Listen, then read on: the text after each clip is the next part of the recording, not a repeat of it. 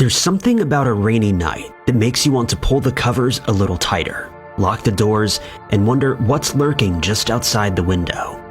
Tonight, we're pulling up the sheets, but pulling back the curtain on true crime cases you were never supposed to hear about. Cases that slipped through the cracks, got buried by bureaucracy, or were simply too disturbing to make headlines. So settle in and let's begin.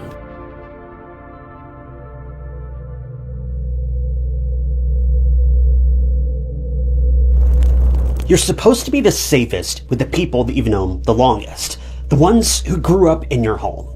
The ones your parents trusted. The ones who've been there since elementary school. Jason Sweeney certainly believed that. He was 16, working full-time, planning his future, and bringing his first real girlfriend home to meet his parents the next day. But instead, he walked into the woods with the people he trusted and never walked out. What happened to Jason wasn't random. It wasn't a stranger, and it wasn't sudden. It was betrayal.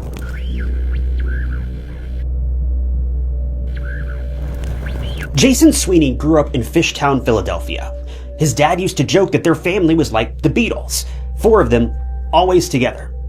Jason worked for his family's construction business and made $500 a week, and he soon planned to join the Navy. He wasn't a reckless guy. He wasn't spiraling. He had direction. And maybe that's what made him different. Because while Jason was building a future, some of the people around him were quietly destroying theirs. And the resentment didn't happen overnight. It started in elementary school. One thing to know about Jason is that he had several friend groups. He was friends with the smart kids, the quiet kids, the loud kids, and the troublemakers. Jason was just that kind of person. He was never easily influenced by anyone or anything, and his primary goal was just to become a Navy SEAL. But someone he trusted the most was determined to make sure that never happened.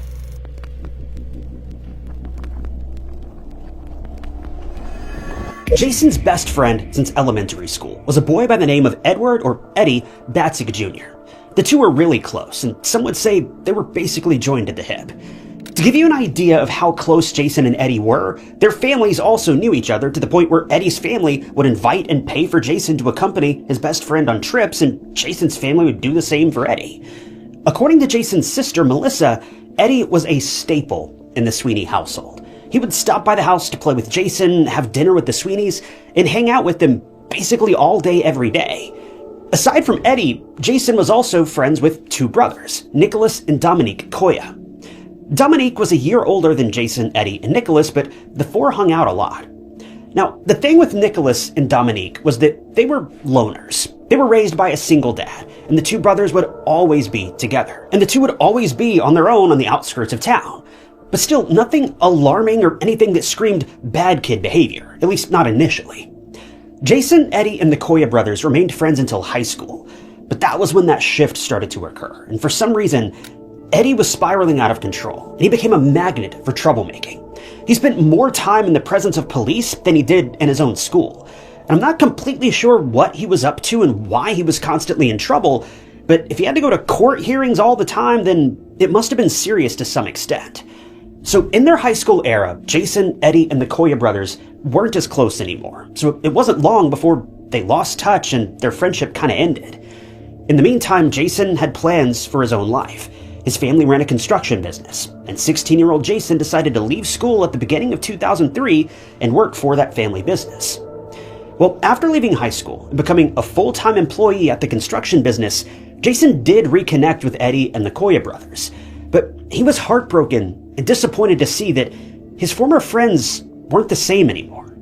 See, Eddie was already going down a dark path, but now he'd made a home there with Nicholas and Dominique. Jason's core ride-or-die group, who were only 16 or 17, were now heavily involved in hardcore substance and alcohol abuse. This was such a punch in the gut for Jason to hear. Now, Jason seldom used any sort of substances. The furthest he ever went was smoking. But what these 3 boys were doing was something that both Jason and his family were not comfortable or okay with. Neither Jason's parents nor Jason wanted to see the young boy spiral like that. Jason tried to talk his friends into quitting these habits and getting their lives back on track, but this caused even more tension in the group. Eddie, Nicholas, and Dominique were basically just angry at Jason for trying to correct them, and Jason was just helpless against them. Basically, from Jason's perspective, he wanted his old friends back. He genuinely wanted Eddie and the Koya brothers to get their lives together. They were all fast approaching adulthood, and they didn't have any solid plans for the future, whereas Jason did. He had a job, he made $500 a week, and he was making plans of enlisting in the Navy.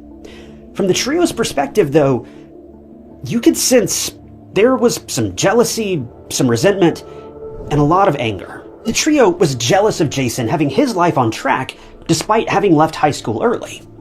Things were looking up for Jason. You can clearly see the stark difference between him and the trio. And if you ask me, this could have been them too if they only hadn't derailed their lives like that. Alcohol and substance abuse, it's terrible, but with a rock-solid support system, you can overcome anything, truly. But Eddie and Nicholas and Dominique were in no hurry to do such a thing. They liked the risk, they liked the parties, and they enjoyed that lifestyle. But like it or not, Jason was about to be roped into this mess one way or the other, especially when Eddie, Nick, and Dominique introduced Jason to someone who would change his life forever.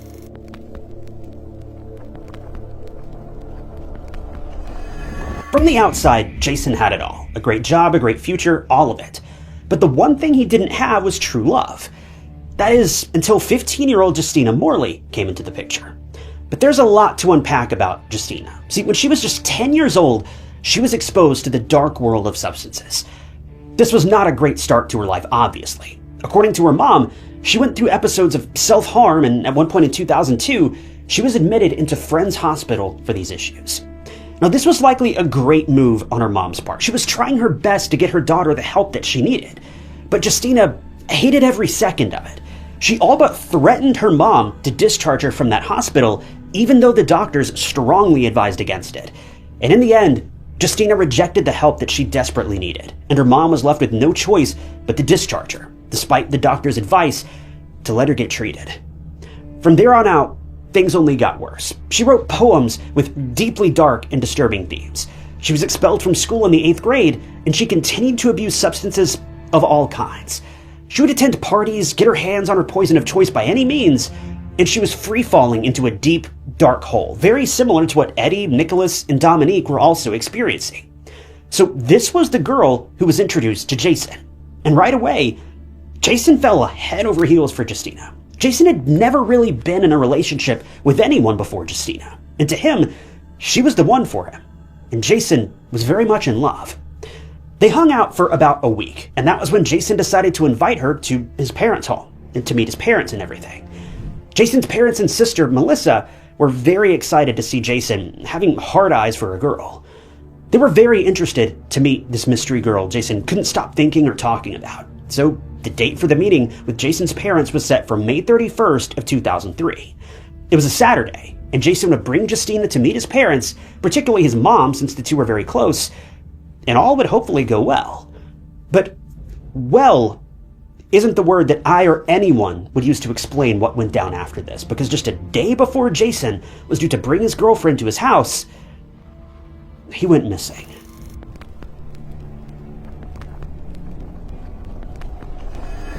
Normally, Jason's routine went something like this. He'd wake up, he'd eat breakfast, he'd go to work, and if he didn't have any plans, like meeting up with a friend or going somewhere, he'd be back by that evening. It was like clockwork. Jason was very good about leaving and arriving home on time, so when Jason didn't come back home after work on the evening of May 30th, his parents were kind of taken aback, but they weren't all that worried. His parents thought that maybe he was just going through a teenage streak of breaking curfew, seeing if he could get away with it, things like that. But the Sweeney family began worrying when it was almost nighttime and there was still no sign of Jason. Melissa called Jason's workplace and his phone, but he wasn't answering, which was extremely uncommon for him. Where was he? The Sweeney family tried to come up with every logical reason for Jason's silence, but when Monday morning came, they couldn't wait any longer. They went to the police, and they reported 16-year-old Jason Sweeney missing on June the 2nd. So the police came, and they took the report and asked about Jason's description and what he was wearing. The usual questions.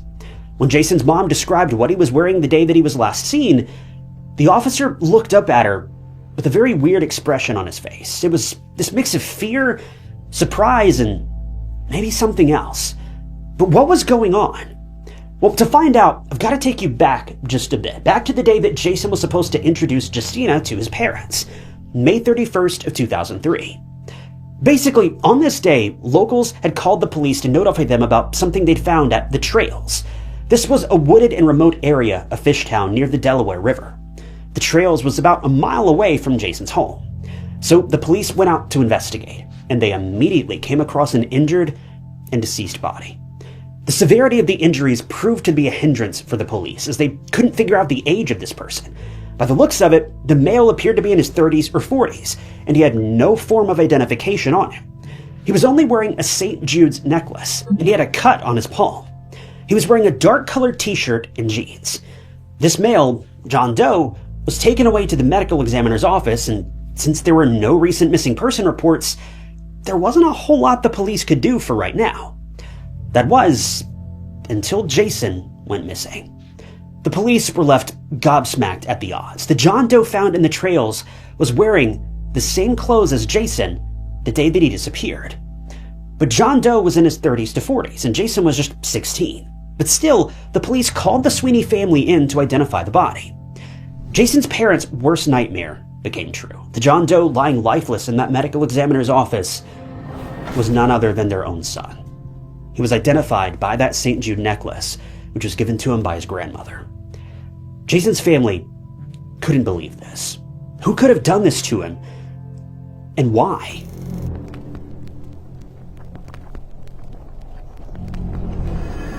Now that the police had identified Jason, they knew that someone was behind the attack. It was a very frenzied attack. It was a crime of passion, no doubt about that. Jason didn't just trip and fall in a remote area where he was found. He was attacked. So the police talked to Jason's parents about the people that he hung out with. Any particular and peculiar information that would be helpful to the case, and obviously, if he had any bad blood with someone. The police eventually found out about Jason's friends, Eddie, Nicholas, and Dominique, and his new girlfriend, Justina. They were the last people to have been known to have interacted with Jason. Even though Jason wasn't as close with the trio anymore, he did hang out with them from time to time. And since Justina entered the picture, seeing the trio was kind of inevitable at that point since they'd be at the same gatherings. So first, the trio, Eddie, Nicholas, and Dominique, were called in, and they were all questioned separately. Eddie was questioned by one officer, whereas the Koya brothers were questioned by another. But they didn't know where Jason was. According to them, they were at a party at a friend's house on the day that Jason went missing. And in fact, they were waiting for Jason, but he never showed up. That was it for the questioning. But there was still one person who could recount the details of the day when Jason had gone missing. And that was his girlfriend, Justina Morley. She was his girlfriend, and if anyone knew where Jason was at the time of his disappearance, well, it should be his girlfriend, right? So Justina was called into the police station for a round of questions. And initially, she gave the same story as the rest of the boys. But she couldn't keep up the ruse for too long. The words that came out of Justina's mouth and what she proceeded to tell the police couldn't have been more chilling. In the end, Justina's statement became the missing puzzle piece in this mystery. Justina basically confessed to the police about how she, Eddie, and the Koya brothers were involved in Jason's attack and his subsequent passing. This was a haunting revelation. These were the four people who Jason was closest with. How could they be the ones behind his passing? Were the police really supposed to believe that a bunch of teenagers had targeted their friend like this? And to make things even worse, it was actually Justina who lured Jason into that very place where he was eventually found deceased. So what happened on that fateful day? Well, according to Justina, the attack was planned way before it was set into motion. And what was even worse was that this wasn't the first time that they had thought about this. Their original plan was to lure Jason to the South Jersey shore and attack him after he withdrew some money from an ATM. But that didn't work out for some reason. Then the group thought that Jason's home was the best place to carry out the attack, but again, something happened and the plan was put on hold. Finally, it was decided that the day before Justina was about to meet Jason's family, she would lure Jason to a remote place with the promise of a good time, and the friends would be hiding, ready to jump at the perfect moment. Now, Jason was really attracted to Justina, so this was a dream come true for him. He was quick to say yes, and he didn't have any reason to be apprehensive. He thought the two were truly in love. It was Justina, his girlfriend, the girl that he had a huge crush on and was only a day away from introducing to his family. But Jason couldn't expect that he was walking straight into a trap, and it was set up by none other than the girl that he loved and the people he called his friends. As soon as Justina lured Jason deep within that wooded area, Eddie, Nicholas, and Dominique came out of hiding, and almost immediately, they launched an attack.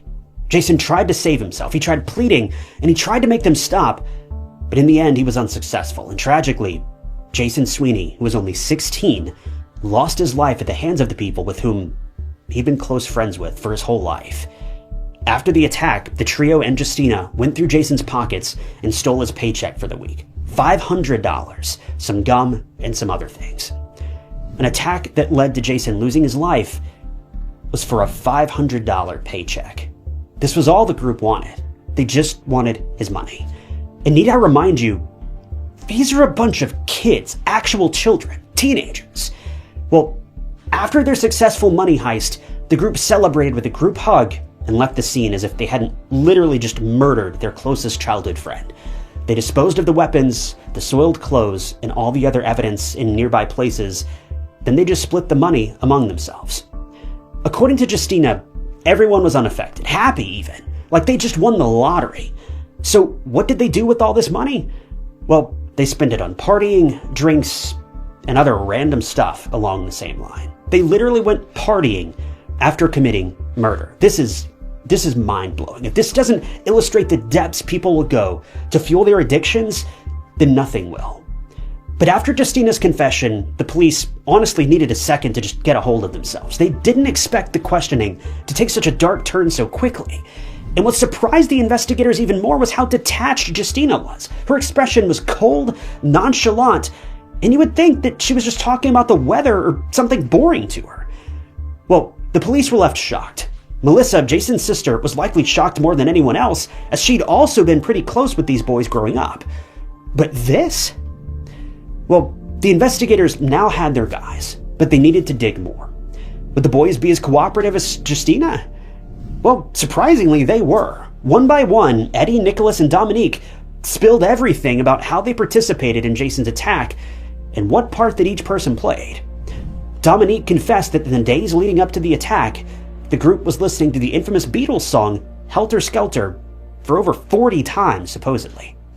Also, this is just a side note, but there were also 4 attackers. The Beatles also had 4 members, and if you remember, Melissa said that their family was lovingly called the Beatles by her and Jason's dad because they also were a group of 4 people. The parallels are heartbreaking, scary, and bizarre, all at the same time. Now, you would think that the group's confession would be enough to indict them for murder, but oddly enough, it wasn't. The police needed something permanent, something that could be argued with to successfully take this group of teens to court and punish them. As much as the investigators didn't want to do it, they had to strike a deal with one of the murderers, and they chose none other than Justina Morley. If she pleaded guilty to third-degree murder and testified against the rest of the group at the trial, she'd be given a lighter sentence. Justina happily took that deal. It was a bitter pill for everyone, but the state had to do what they had to do, and it was decided to try the whole group as adults for obvious reasons. Well, Eddie and the Coya brothers were eventually charged with first-degree murder, conspiracy, robbery, and possessing an instrument of crime. The trial for Eddie, Nicholas, and Dominique was held on February 28th of 2005, and as promised, Justina testified against them. The prosecution also managed to find the weapons that were used to attack Jason, as well as DNA evidence on some of the recovered items of clothing from the perpetrators. The trial lasted for just 2 weeks, and at every hearing, Jason's family was in the front row, just reliving the pain that their son and brother went through.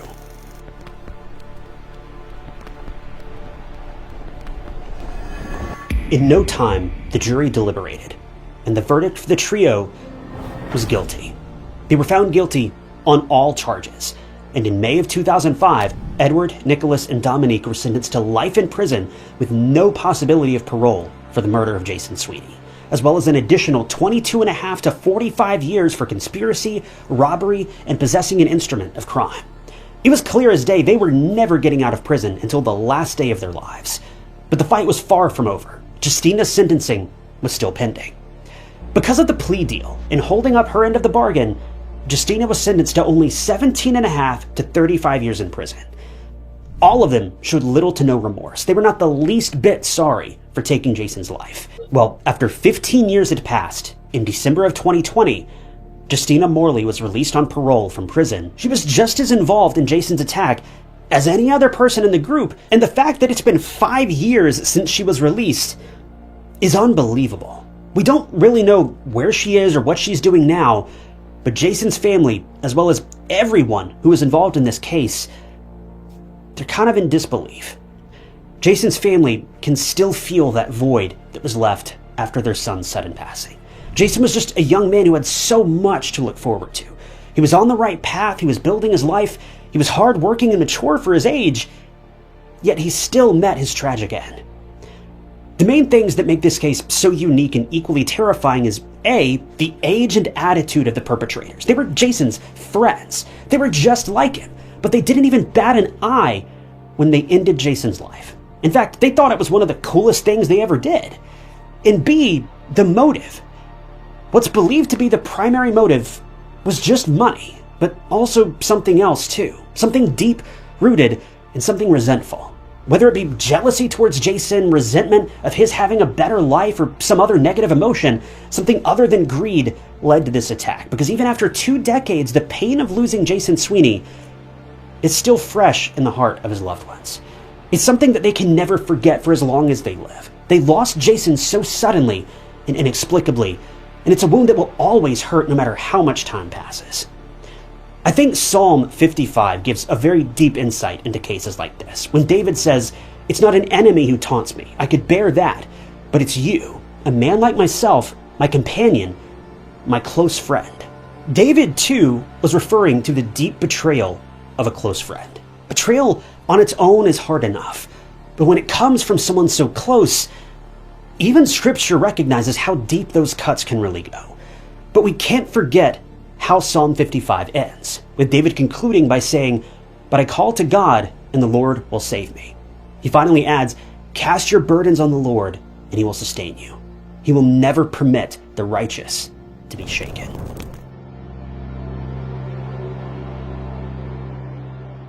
She thought she was being pulled over for speeding, but it was the last mistake she would ever make. It was just after Christmas. A 20-year-old college student was driving home at night on a quiet stretch of highway in California. She just spent the day taking care of her sick boyfriend, and she called her parents and told them she was on her way home. But she never made it. Instead, her car was found later abandoned at the bottom of a dark off-ramp, and her keys were still in the ignition. Her belongings were still inside, and her body was discovered beneath a bridge in a ravine. At first, police had no idea who did this, but then something terrifying happened. Women started calling in, saying that they'd been stopped in the exact same place by the exact same man for no reason at all. And the person that they were describing wasn't a stranger. He was a uniformed highway patrol officer. Kara Knott was a 20-year-old student at San Diego State University. She was majoring in education because she wanted to be a teacher. On long walks with her parents, she would talk about graduating, working with kids, and having a family of her own someday. Kara was a gentle, kind, and deeply loved person by everyone who knew her. At the time, she was in a serious relationship with her boyfriend, Wayne Bautista. Their families were pretty close, and they visited each other's homes pretty often, and in everyone's eyes, Wayne was the one. Kara's life felt stable, predictable, safe, and then 2 days after Christmas, everything went wrong. It was Christmas of 1986, and Kara and her family had a wonderful time over the holidays. Everyone was gathered around for a good time, and time flew by. 20-year-old Kara, or really anyone for that matter, never expected that this would be the last happy Christmas that they would celebrate together. 2 days later, on December 27th, Wayne was down with a really bad case of the flu. Apparently, it was so bad that he couldn't even get out of his bed and was at his house with a raging fever. When Kara found out about this, she was obviously pretty worried for him. But this was Kara, always looking out for the ones that she loved and trying her best to be as helpful as possible. So Kara made plans to spend the day with her boyfriend and nurse him back to health. She knew that Wayne was probably feeling pretty miserable and would want someone to be with him, so that was exactly what she set out to do. She told her parents that she'd be spending the day at Wayne's in Escondido, and that she'd be back by the evening. It was a pretty basic and routine thing for Kara to do, so her parents watched her hop into her white 1968 Volkswagen Beetle, and they waved goodbye to their daughter. Now, the distance between Wayne and Kara's homes was approximately a 40-minute drive south on Interstate 15. This is important later, so just keep that in your mind for now. But Kara reached Escondido, and she told her parents that she'd made it by calling from her boyfriend's house. And that was that. Kara spent the day with Wayne, being by his side, helping in whatever way she could, and by the time evening rolled around, it was time for Kara to go home. Now, because this was the pre-cell phone era, Kara called her parents once again from Wayne's house, telling them that she was on her way. This is also something to note about Kara. Now, I'm sure you're pretty tired of hearing this by now, but Kara was pretty punctual. She didn't have any last-minute plans with anyone. And if she said she was coming home, then you best believe that was set in stone. She was going to be coming home. So Kara's parents were expecting her to be at home in about 40 minutes, give or take. But she didn't come back home. 40 minutes passed, then a few more minutes went by, and then it was an hour, and then an hour and a half. Kara's parents were starting to get anxious. Where was she? She should have been home by now, unless she somehow wound up in an accident on I-15.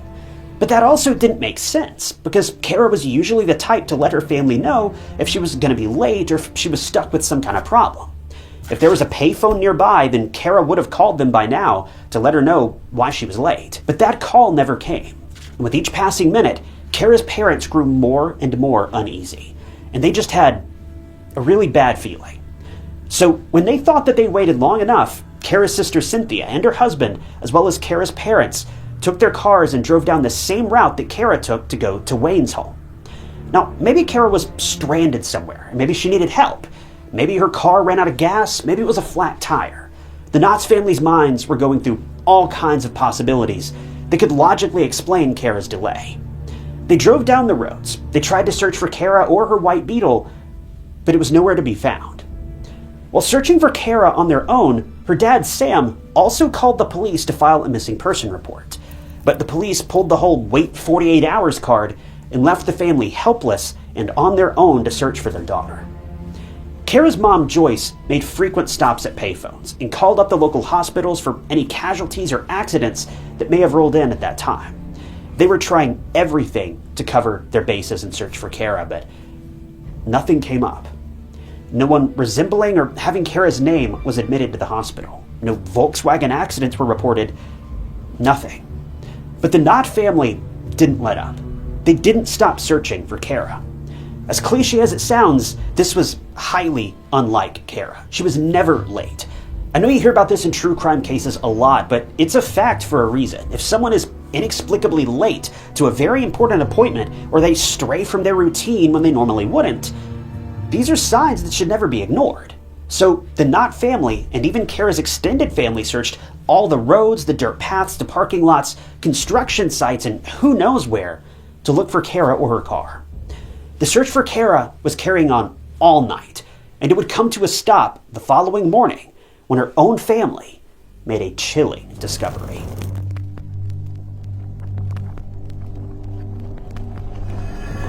On the morning of December 28th, Kara's sister Cynthia and her husband were driving down a remote road when suddenly they hit their brakes. They saw something in the deserted cul-de-sac near the Mercy Road exit of Interstate 15.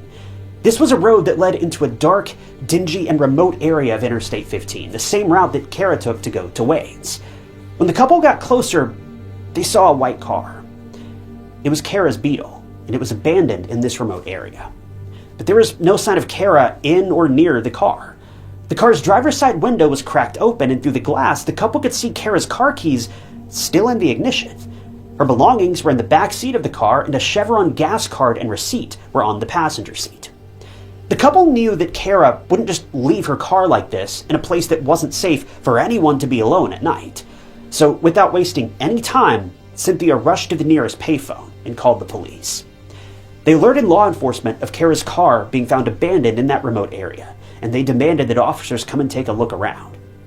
Well, finally, the police took Kara's disappearance seriously this time, and a car was dispatched to the cul-de-sac to inspect the scene. Now, this place where Kara's car was found was a vast area of land surrounded by thick bushes and trees, and in the distance, there was a 65-foot bridge that overlooked a ravine. The officers arrived at the scene, and a search began for Kara. They also found it weird for her car to be found deserted in such a remote area. During the day, this place wasn't nearly as scary, but at nighttime, you could barely even see where you were going, and there was not a living soul as far as the eye could see. So this was as remote as a place could get in this area. The police also expanded their search to the bridge and the ravine, and that's when they saw something in the water. It was a tinge of purple and white from far away, but up close, it was devastating. The police went down to the ravine and recovered the floating figure in the water, and in no time, Kara's missing person case entered the homicide territory. 20-year-old Kara's body was found in that ravine.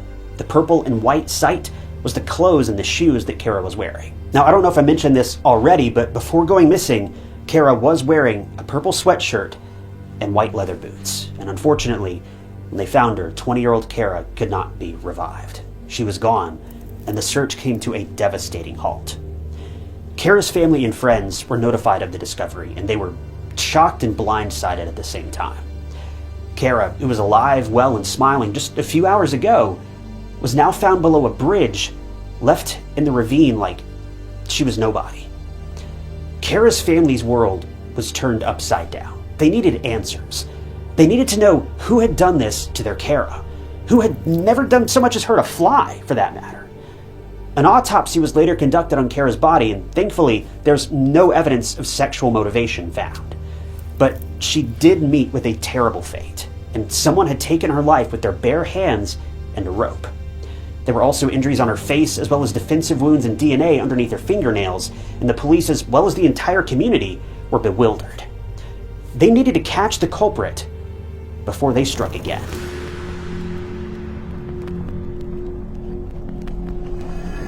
The police had very few clues to go on in the investigation. I mean, sure, they had DNA evidence, but this was the 80s. Advanced DNA testing was still a foreign concept, and the lack of, or rather the absence of, surveillance cameras also didn't help the police's case. So the investigators did what law enforcement agencies usually did back in the day, and that was set up a hotline for leads. They needed anyone and everyone to come forward with details about Kara, and if anyone had seen anything suspicious on Interstate 15 on the evening of December 27th. Meanwhile, the police traced Kara's movement on that day. She went to Wayne's, and that was confirmed after talking to Wayne and his parents, and then she left.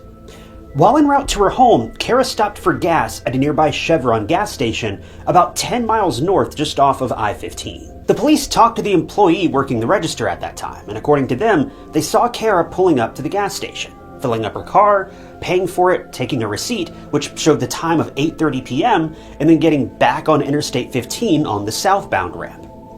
Now, Kara was making her way home. She was not making any detours. She wasn't going anywhere else. So how did her car end up where it was found? All while this was happening, though, the police also came up with a list of suspects, which was pretty short.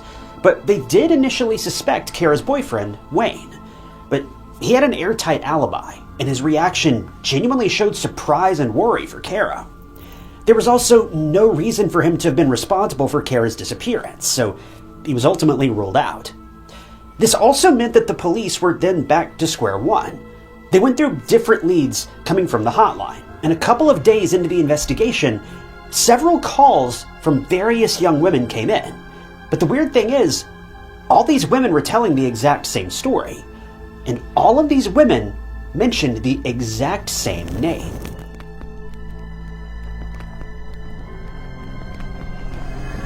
The women who called the hotline following Kara's disappearance were all in their 20s, and coincidentally, they all drove the same cars as Kara. Not just similar, but the exact same. All the women had Volkswagen Beetles, and they were all the same model that Kara had. The women also bore a striking resemblance to one another. So this was off to a very unnerving start for the police. If this were truly a case of a serial criminal, well, he had a very specific type. The women told the investigators that they dealt with a very bizarre and uncomfortable situation in the same area where Kara's car was found, on Mercy Road. The women divulged that they'd be driving down Interstate 15 at night and to be stopped by an on-duty California Highway Patrol officer. But what was bizarre was that the officer would make the women pull over at the bottom of a secluded, unlit off-ramp. And also, it wasn't like the women were breaking the law or anything. They were driving under or within the speed limit. They weren't being reckless, they were sober, so they were all surprised when they were stopped by a highway patrol officer. But what could they do? They couldn't just put up a fight with an authoritative figure. They felt that they had to comply. Well, this was when things started to get weird. The officer would then proceed to detain these women for 90 minutes at a time. Not 9, 90. And that too, for no reason at all. Then the officer would poke into the women's personal lives and ask really uncomfortable, out-of-the-blue questions before finally just letting them go. The officer was not threatening, but he would cross the line at times and touch the women's shoulder or hair, which obviously left these women in a state of shock and distress. I mean, can you imagine being pulled over by a CHP officer when you did nothing wrong and having to deal with inappropriate questions and actions for an hour and a half? Well, the police checked in with other people who encountered this particular officer, and all of the women who bore a resemblance to Kara were detained unusually longer than necessary, whereas male motorists were often let go within 5 to 10 minutes of being stopped at the interstate. This was really bizarre. But there was something that led these women, who were also victims in a sense, to come forward. It was a TV segment talking about road safety that was televised following Kara's disappearance. See, 2 days after Kara took the I-15 route to her boyfriend's house and the very chilling discovery of her car and her body, a local news station decided to film a segment with a California Highway Patrol officer for safety tips and what to do when a person gets stranded on the side of the road. The face of this segment was a model highway patrol officer, a 13-year veteran, Craig Payer. He was a middle-aged man who looked safe and like someone you'd run into for help if you got stranded on the side of a dark road. And in this segment, Craig was seen driving down his usual route, Interstate 15, the same route Kara had taken. And he was doing so while talking to the cameramen and giving viewers safety tips to follow on the highway. This segment was all over TV, and all men, women, the elderly, and children saw it, including the women who later called the hotline that was set up for Kara's murder investigation. They had seen this man before, because this was the same CHP officer who stopped them at night for a suspiciously long time and acted unprofessionally towards them. This same creep was now on TV giving safety tips to motorists on the highway. But there was also another thing that a lot of people just couldn't overlook. Craig had injuries on his face. They looked like scratches, and he didn't even try to cover them up. They were out in the open, and even though people didn't think too much of it at the time, now that the police had this new information that Craig, the model CHP officer with a mirror-clean record, had been terrorizing women and making them feel distressed on remote roads of I-15, well, they knew they couldn't let this detail go. So the police looked further into Craig. They basically wanted to check where he was at the time that Kara was also on I-15. And see, an attendant from another local gas station, this one being close to where Kara's car was found, was questioned by police about seeing Craig that fateful evening. And well, this person had seen Craig. It was around 9:30, so about an hour after Kara filled her car with gas at that Chevron gas station. And according to the attendant, Craig looked really nervous and disheveled, and he had injuries on his face, the same injuries he was now sporting on that TV segment. When the attendant made small talk with Craig and asked how his evening was going, he replied that, quote, he had a rough night. Craig's wife also came forward and told the police that she also saw the injuries on his face when he came back home from work that night, and he gave her some sort of vague explanation. Then, discrepancies in speeding tickets raised a lot of red flags for the police.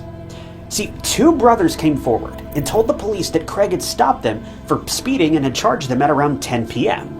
But when those records were checked, they showed that Craig had scratched off the original time and changed it to 9:20 p.m., giving him an alibi for that evening.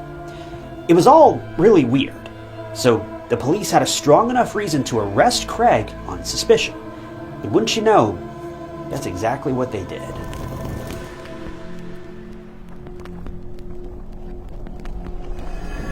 Craig Payer was arrested on January 15, 1987. When asked about the injuries on his face, Craig tried to explain it away by saying that he fell headfirst into a chain link fence, but the police didn't think so. The injuries were consistent with someone scratching him in an attempt to protect themselves. Chain link fence injuries didn't look like Craig's injuries. Ultimately, the evidence against him piled and piled, and the police charged him with the first-degree murder of Kara Knott. Craig's possessions were also confiscated by the police, and in his car, they found a rope and a flashlight, both of which were things used to subdue and ultimately take the life of Kara.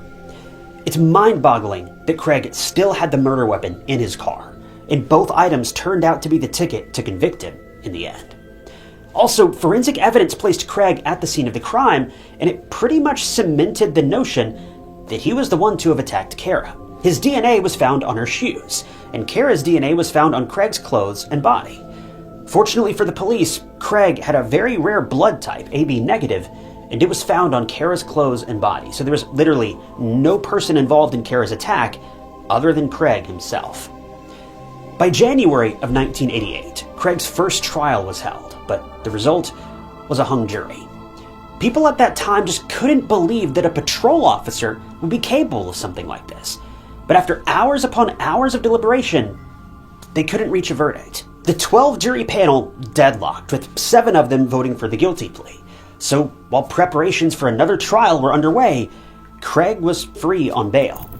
I can't even imagine how Kara's family must have been feeling about this. It felt clear as day that this person was involved in Kara's attack. And even though he was charged with the crime, the trial ended in just confusion and disorganization. And now he was free and able to hurt other young women until his second trial. But finally, after a few months, that second trial was held. The prosecutors worked relentlessly in this one, and they brought forth concrete evidence, witnesses, and all the things needed to finally convict Craig for his heinous actions. And the trial bore fruit, and the jurors reached a unanimous verdict. Craig Payer was guilty of first-degree murder. But Craig, on the other hand, didn't even speak one word at his own trial, and continued to maintain his innocence until the very end. But finally, on August 4th of 1988, Craig Payer was sentenced to life in prison with a minimum of 25 years. He's since been denied parole 2 separate times, once in 2008 and then again in 2012. He is still deemed a danger to society, and I'm not arguing here one bit. He's currently serving his sentence, though, at the California Men's Colony in California. His next parole hearing is set for January of 2027, which honestly isn't that far away, and Kara's family, who've been present for every court date, trial, and parole hearing, they want this murderer to never see the light of day again. But what's still unclear to this day is the reason why Craig attacked Kara. He's targeted women in the past and in the same way, but it only escalated to murder with Kara. Since Craig has kept his lips zipped, we really don't know what happened that night that pushed Craig to do the unthinkable, and we might never know. Why, after all this time, this man hasn't explained a single word of this, I really don't know. I guess he's just hoping that at some point, someone on a parole board will believe that he's innocent or something. I don't know. But Kara was just going about her evening, business as usual, and out of nowhere, Craig pulled her over, murdered her, then just acted like the whole thing didn't even happen. It all feels pointless, and I guess because in a sense it is, or it was. Kara's dad, Sam, and the rest of the Knott family even lobbied for the missing person time window to be shortened from 48 hours to help promptly solve these cases quickly and hopefully save other people from the same tragedy that they went through. I don't know whether they were successful in this particular area or not, but I've heard from various sources that most police departments these days, well, they don't even have a waiting period to report a missing person, so maybe in some way their lobbying was successful. But what's so heartbreaking about this case is that Sam, Kara's dad, passed away of a heart attack just a few feet away from where his own daughter was found lifeless. See, the Knott family had set up a memorial, a beautiful oak tree memorial garden for their daughter, and Sam was tending to it when his heart gave out on him. It's a different kind of sad when you think of how Kara's dad lost his life, advocating for the safety of female drivers because his own daughter lost her life at the hands of someone who's supposed to protect the citizens. The family has now suffered 2 losses, all because one rogue highway patrolman just wanted to hurt someone.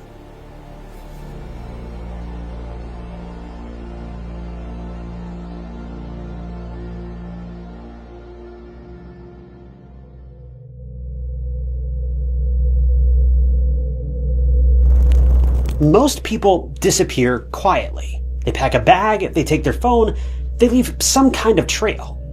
Crystal Reisinger left everything. Her phone was on the floor. Her medication, the kind she couldn't live without, was untouched.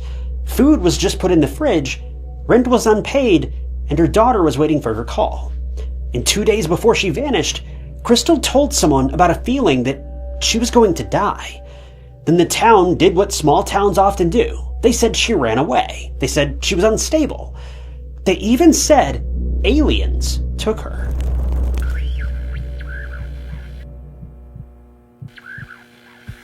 Crystal Reisinger was born in Phoenix, Arizona. Very little is publicly known about her childhood, except that it was unstable. Her home life was difficult enough that she was eventually sent to Denver to live with her aunt, hoping for something safer. But that situation unraveled too. When she was just 15, the courts stepped in and removed her from her aunt's custody. That's when she moved in with a friend's family, the Irvins. For the first time, Crystal experienced something that felt normal. Debbie and Rodney Irvin even treated her like their own daughter. They gave her a furnished basement room, encouraged her to finish high school, pushed her towards college, stability, structure, everything. And Crystal thrived. She enrolled at Western State College, where she built close friendships, including one with a man named Michael, whose family also embraced her. But Crystal was never meant to live a conventional life. She was intuitive, spiritual, drawn to energy, nature, symbolism. She studied different religions, Hinduism, Buddhism, native traditions. She read tarot, believed in auras, and described herself as clairvoyant. City life never fit her. Even in Colorado, even with stability, something in her felt restless. During this time, she met Elijah Guana, and their relationship moved quickly. They moved in together, and soon enough, Crystal was pregnant. Motherhood then changed her. When her daughter Kasha was born, friends say that Crystal found a deeper sense of purpose. It was like she too was somehow reborn. But even that didn't quiet the pull that she felt. Denver felt suffocating. Gunnison was better, and she moved there in 2014 for work and classes. But it still wasn't it. Crystal wanted somewhere raw, somewhere spiritual, and somewhere that felt alive. Well, in the spring of 2015, that search led her to Crestone, Colorado. And Crestone was unlike anywhere she'd ever been, but it would also be the place that she would lose her life.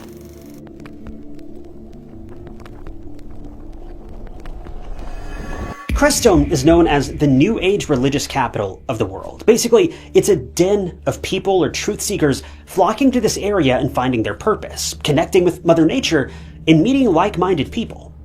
Crystal fit in here. Crestone had a pull on her.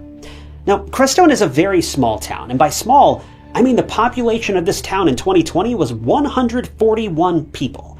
And I'm not missing any zeros. This town is tiny. It's basically a melting pot of different religions there. There are temples, Buddhist centers, monasteries, and other sites that make up the rich history of this place. Now, you know what small towns are all about. When there's only 141 people in a small town, you know it's very intimate. Everyone knows everyone. At the time of Crystal's case, there were about 120 or so people living in Crestone. It was really safe and everyone got along just fine. There just weren't a lot of people to have conflicts with in general. Crestone was a place where you could leave your doors unlocked and go to bed without a care in the world. I know most of us won't, but people really didn't think that anything evil resided here. It was a center of many, if not all, religions. Even though the place itself was surrounded by remote sand dunes and there was nothing for miles upon miles, people would still sleep peacefully at night, knowing that nothing could happen. Another very interesting thing about Crestone is that there was a neighboring town called Hooper. Now, Hooper is an even smaller town than Crestone. If you thought 141 was a small number, Hooper's population was a whopping 81. But that's not what Hooper is known for. If you're a fan of alien conspiracy theories and things like that, you might already be familiar with Hooper. But for those of you that don't know, Hooper is home to the UFO Watchtower. It's a place where UFO sightings are often reported. This Watchtower tourist attraction was originally a barn owned by a woman named Judy Meselin. But in 2000, Judy, a struggling cattle rancher, came up with an idea to capitalize on her very barn and turn it into a UFO viewing site, after there'd been many reports of UFOs in the skies. According to Judy, a lot of people would camp out in her barn in hopes of seeing a UFO, without her permission, mind you. So she came up with the idea of turning her barn into a tourist attraction, after getting permission from the county commissioners. Judy would also sell alien merchandise, t-shirts, and it would keep her business afloat. Overall, she saw an opportunity to get her finances back and benefit the city a bit as well, and she jumped on it. The UFO Watchtower is a 20-acre ranch and also consists of a 10-foot-high platform on which visitors can sit, gaze up at the sky, and maybe even spot a UFO or some extraterrestrial being. Apparently in 2023, Judy stated there were 163 UFO sightings reported, of which 27 were seen by herself. And she also did interviews and would host UFO conferences there. Ever since its establishment, over 30,000 people have visited that watchtower. Now, I know you're probably wondering how all of this relates to Crystal. Christome to Hooper and the spiritual awakening and aliens and UFOs, well, we'll get to that in a moment. But this was the place that Crystal lived close to. And now, if you recall, Crystal, Elijah, and their daughter Kasha were living in Denver before Crystal got the itch to move. Elijah could see that Crystal didn't want to live in Denver. It was obvious, and she was becoming depressed. So he supported her decision to move solo to Crestone. She left Kasha in the care of Elijah, and the two essentially broke up. I'm assuming it was because of the long distance, but the two were still in contact, and they remained really good friends. Elijah was perfectly willing to take on Kasha's responsibility, and he wanted Crystal to be free to do whatever she wanted in Crestone. Since living in Denver had taken such a toll on her, she was now using alcohol as a coping mechanism. So the move to Crestone was not only for spiritual purposes, but also so she could start her journey of sobriety. So Crystal settled in very easily in Crestone. She also got a job working at the local brewing company, and she started playing in a band too. While living in Crestone, Crystal kept Elijah in the loop of things. Even though they weren't together, they still talked almost every day about Kasha and other things. But her move and the happiness that came along with it would be temporary, because in July of 2016, Crystal would go missing.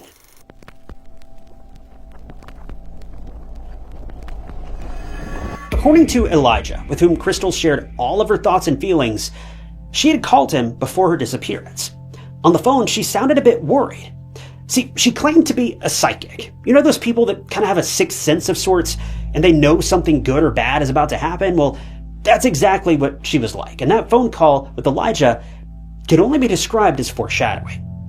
On the phone, she told Elijah that she just had this really bad feeling that something was going to happen to her, to him, or both of them, and that she was unable to stop it for whatever reason.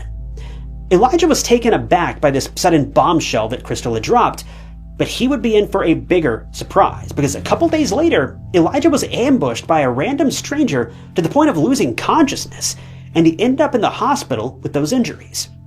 Luckily, he made a full recovery, and in fact, Crystal traveled all the way back to Denver to stay with him for a couple days until he got better.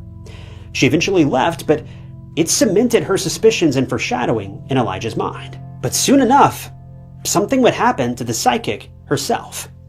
As mentioned already, Crystal and Elijah talked on the phone every single day. There was never a day that went by when Crystal didn't call Elijah to ask about him and Kasha and other things. But this time, though, Crystal didn't call him. And when Elijah called her, she wasn't picking up her phone. This was really weird. Why would Crystal just go radio silent like that? She'd never done this before. So what was going on? This prompted Elijah to call the police and report her missing after a couple days of not hearing from her. Little did Elijah know, though, that someone else had filed a missing person report for Crystal. And it was, oddly enough, her landlord. But why? Well, back in Crestone, on July 13th of 2016, a woman by the name of Ara McDonald had notified the sheriff's office about her tenant, Crystal's disappearance. See, Ara had told the police a couple days back that she went to visit Crystal at her house because it was rent day. When she saw Crystal at her house, she was immediately worried because she seemed pretty shaken up and stressed. Her clothes were a mess and she was clearly not doing well. When Ara asked what was wrong, Crystal proceeded to tell her that she'd gone out the night before and she believed that someone had drugged her and forced themselves on her. Following the missing persons report, the police went straight to Crystal's home and they gained access. To the investigators' surprise, the home was in ordinary condition. Nothing was stolen, nothing appeared in disarray. It didn't look like Crystal had just packed up and left for somewhere. But Crystal's cell phone was found on the floor of the house. The battery had gone dead and it was presumably abandoned there. The police also found her daily medication, which she couldn't even move an inch without, let alone leave her house to go somewhere else. The police also checked the kitchen and refrigerator, and there was still fresh food inside. The space was well stocked, and that could only mean one thing. Crystal didn't have any sudden plans of going anywhere or leaving altogether. Her phone and important medication were at the house too, but there was no sign of Crystal, and as far as anyone knows, she hadn't contacted anyone during this time. So if she had just restocked her pantry, cleaned up her house, and clearly had plans of staying for the long haul, where could she have gone?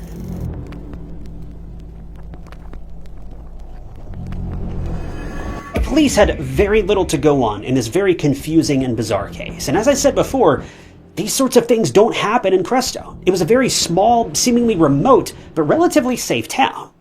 The police weren't experienced in disappearances or any other serious criminal cases. So where was Crystal?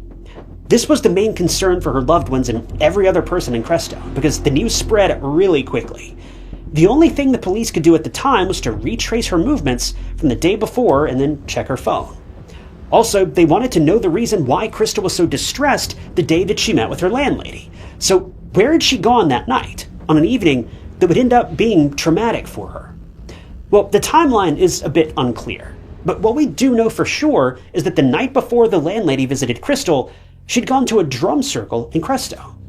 For those of you that don't know, a drum circle is a type of bonfire party where people make a fire, partly because it's really chilly at night, and they gather around the embers and play these huge drums and sing songs. It's really just a way for enthusiasts to get together, share a good time, play some music, reconnect with nature. Crystal wasn't one to turn down a fun invitation, so she went there. But apparently, her night out did not end well, because someone had extremely nefarious intentions, and they practically forced themselves on an intoxicated Crystal. She was very disoriented after the fact, obviously, and shaken up. She managed to get herself home, but was clearly in distress. And this was the state in which her landlady, Ara, found her. It's such a scary experience for any woman to go through, and it's devastating that it happened at a party where there were a lot of people. But the suspect was never caught, and I also don't know if Crystal reported it to the police. The police thought that this individual might have something to do with Crystal's disappearance. Maybe she threatened to go to the police to report the assault, but she didn't get a chance to do that. The police didn't know for sure. They were just trying to come up with the most reasonable explanation. And then the police talked to some of the people at the party. They wanted to see if anyone had seen the attack on Crystal or the suspect. They just needed clues to tie this mystery together. Well, I don't know if they found something out about the attack or the suspect or not, but they did hear something quite bizarre, and this threw the police off a bit, if I'm being honest. Now, if you remember, Crystal was reported missing by her landlady on July 13th. The people at the party, though, claimed to have seen Crystal at a drum circle on July 18th. This was 5 days since her missing person report and not being in contact with anyone. So did people really see Crystal at that drum circle after her supposed disappearance? This was a really confusing bit of information. And even though it could be chalked up to mistaking a different woman for Crystal, the police couldn't let that slide. They needed to investigate every angle before they could move on to the next. So the next thing the police did was conduct searches. They called in volunteers, people from neighboring areas, and together they searched the vast, desolate, and essentially remote sand dunes of Crestone. There were aerial searches, ground searches, and a whole canine unit that sifted through the different areas of Crestone. The police searched the area where the party was held. They searched far and wide in the areas surrounding Crystal's home and the places she frequented. The police visited her workplace, where she hadn't been seen since July 13th. The Colorado Bureau of Investigation was soon asked to join this case, as it was very complex and bizarre for the police force that didn't deal with stuff like this regularly. But nothing came up. There were literally zero clues as to where Crystal could have gone. The searches were unsuccessful, but they didn't stop. In the meantime, the police had Crystal's phone in their possession, and they decided to go through it. They thought that it might have some important information on it that could lead to some answers. And sure enough, there was one very peculiar detail that stood out almost instantly. It was a call from a number on Crystal's phone. We don't know when the call was made precisely, but this was the last call that came in before either Crystal stopped using her phone or it died. And it was from a man, but he was no ordinary man, at least not in the eyes of the police or the locals. We don't know who this man was, where he lived, or what his name is, but we do know that he was trouble. He was known in the Crestone area as a violent man who had a long rap sheet of spiking women's drinks and then engaging in physical relations without their consent. This man had a criminal history, and he was a danger to women, and his MO was very similar to the attack Crystal endured not too long before her disappearance. There were also numerous reports made by other tenants that strange people were going in and out of Crystal's house. So, are these strange people linked to the man who called Crystal before her disappearance? Based on the available information, this man is the last person to interact with Crystal, so it's not a far-fetched assumption. But questions still remain, like why was this man calling Crystal? How did this man get her number? Was this the same man who attacked Crystal at the drum circle? And is he responsible for Crystal's disappearance?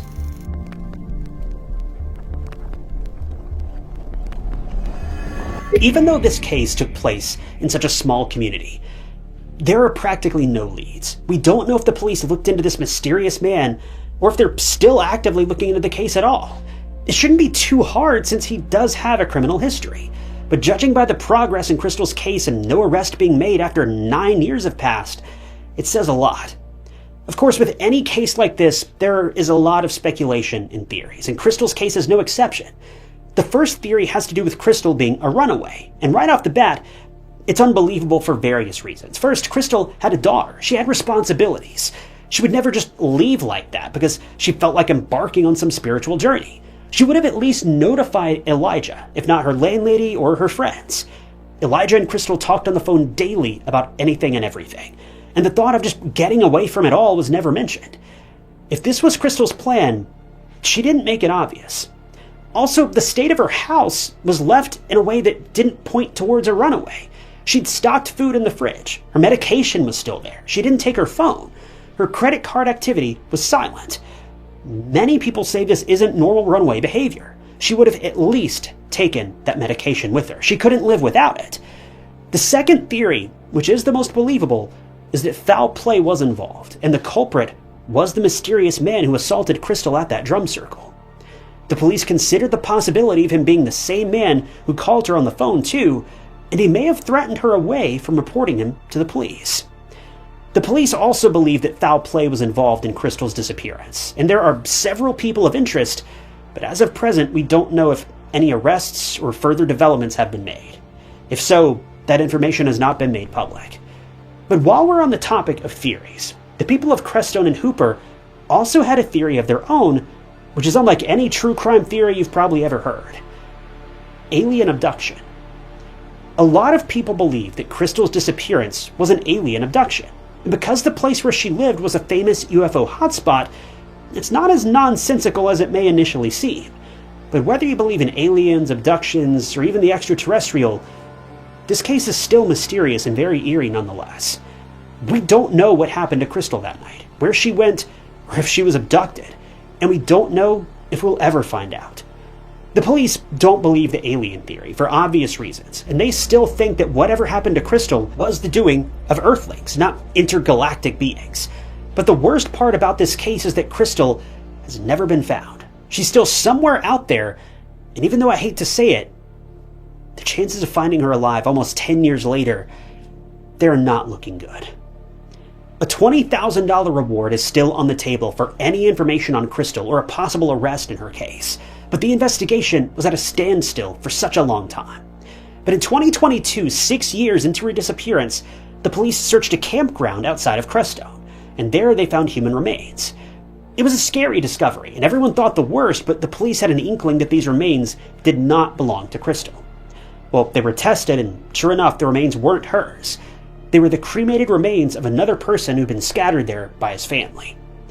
Even though it was relieving, it still didn't lead to any answers for Crystal's case.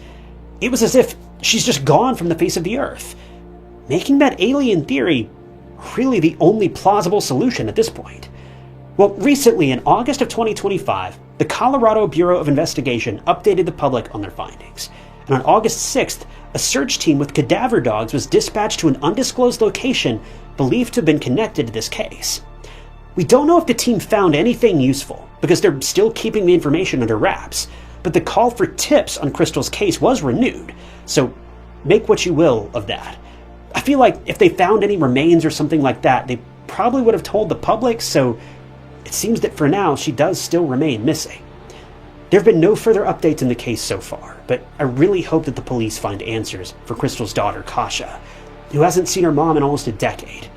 Crystal was in Kasha's life one moment and gone the next, and she's still nowhere to be found, leaving Elijah and Kasha alone. There's something deeply human about wanting more, wanting peace and wanting purpose and truth. But the dark truth is, not everything that feels spiritual is safe. Not everything that feels enlightened is light. Crystal was just a woman searching for something real. And sometimes, when we search without discernment, we can walk straight into some incredibly dangerous things. You know, that longing, that restlessness, and that desire for something more, it's not wrong. It's human.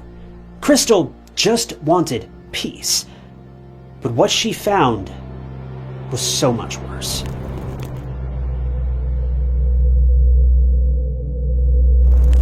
New friends, new freedom, a brand new life. This was a fresh start for 17-year-old Taylor Bell, but it lasted just 4 days. On the night of September 5th, she told her roommate she'd be back in a couple of hours. She grabbed her keys, walked out of her dorm, and vanished. No calls, no bank activity, no sign she ever made it back home. Taylor thought she was meeting up with someone she knew, but someone else was lying in wait.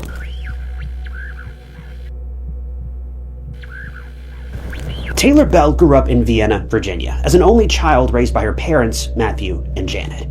Her parents divorced when she was young, so Taylor learned early how to make her own space in the world. She didn't have siblings, so she built her own circle. She was outgoing, expressive, and constantly documenting her life. She kept a blog where she wrote about everything: friendships, crushes, little victories. If something mattered to her, she wrote it down. Well, in the fall of 2005, Taylor enrolled at Virginia Commonwealth University in Richmond. It was her first real taste of independence. She moved into a dorm, met people immediately, and within days, she was already forming new friendships, including with her roommate, Emma. Her mother later said Taylor sounded genuinely happy on the phone, excited, hopeful, and like she'd finally stepped into the next chapter of her life. And she had. But college isn't just new classes and new friends, it's new freedom. And sometimes, freedom introduces you to people your parents would have never let through the front door.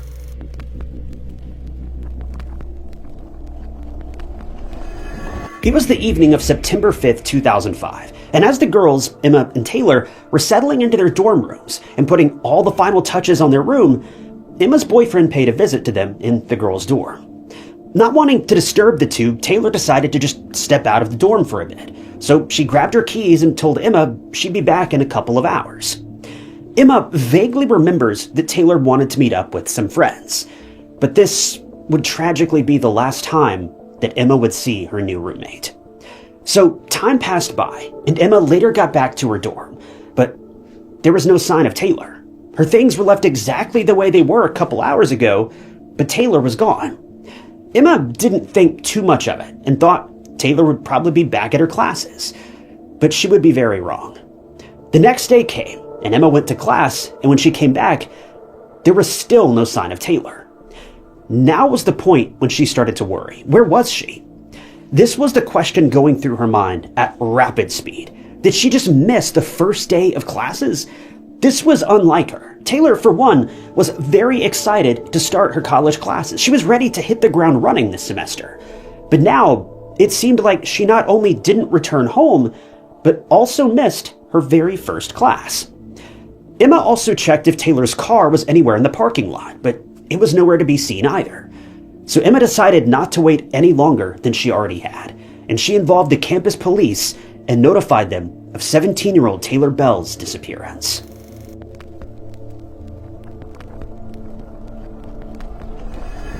A couple of officers stopped by Taylor's door, and they went to see her things and see if she'd taken anything of value with her. Basically, the police initially thought that, say it with me, she had run away. Perhaps she wasn't as excited about college as she showed herself to be. Maybe she just wanted to take a break. Maybe the pressure was too much. But those theories soon died down when the police discovered that Taylor's medication, which she had to take daily, was still in the dorm. Sure, she took her wallet and her car keys, but if she'd run away, as the police had thought, then she would have at least taken her important medication with her. This was non-negotiable for Taylor. The police then searched all over the campus in hopes of finding her, or even just her car somewhere. But the search didn't yield anything. It was as if Taylor and her car vanished into thin air.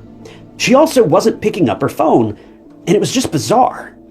Then the police talked to Emma. They wanted to check if she had any idea, even the slightest, as to where Taylor could be at that moment. And she suddenly remembered that Taylor told her right before she walked out the door that she was going to go meet up with some friends, and she promised to be back in that aforementioned couple of hours. Emma told the police everything she knew. She didn't know who that friend was, but now there was a possible lead. These friends of Taylor's might just be the last people to have seen her before she vanished. So the police got to work. But before that, the police notified Taylor's mom back in Vienna.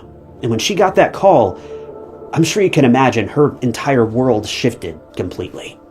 It was supposed to be Taylor's first day of classes, but now she was missing. Janet immediately got into her car and made the 2-hour drive from Vienna to Richmond. And during that drive, Janet basically blew up Taylor's phone. She was hoping and praying that Taylor would pick up her mom's call, but she didn't. Once Janet reached Richmond, she plastered missing person posters for her daughter on every wall, and she appealed to the public to come forward with any information about Taylor.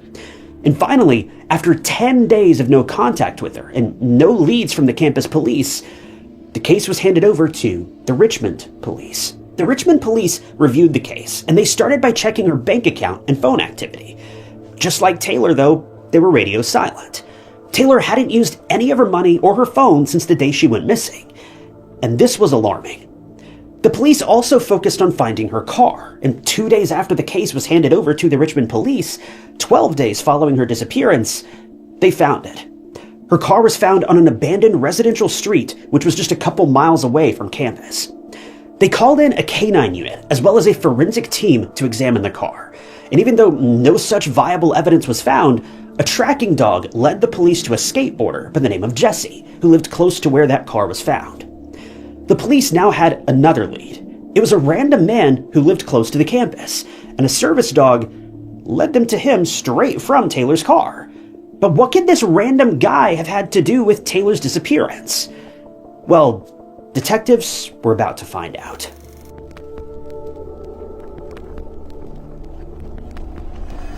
So Jesse was questioned by the police, and he was utterly confused.